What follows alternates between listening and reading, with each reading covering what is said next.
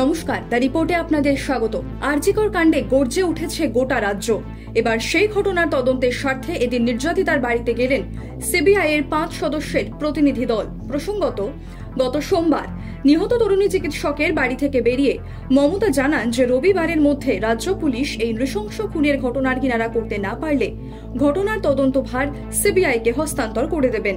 কিন্তু মুখ্যমন্ত্রীর বেঁধে দেওয়ার সময়ের আগেই গত মঙ্গলবারই কলকাতা হাইকোর্টের নির্দেশে খুনের ঘটনার তদন্তভার যায় কেন্দ্রীয় গোয়েন্দা সংস্থার হাতে।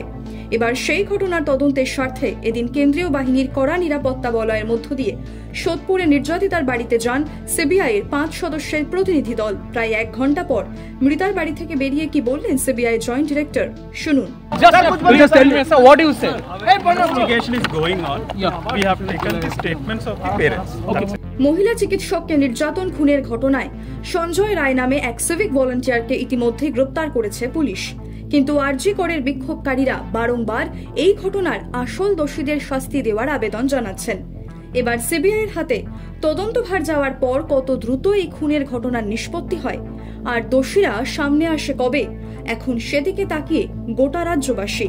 সোদপুর থেকে রাজাদের রিপোর্ট, দ্য রিপোর্ট। আরও বিভিন্ন খবরের আপডেট জানতে হলে দ্য রিপোর্ট চ্যানেলটিকে সাবস্ক্রাইব করতে ভুলবেন না, কারণ আপনাদের একটা সাবস্ক্রিপশন আমাদের কাছে অত্যন্ত মূল্যবান। জয় হিন্দ।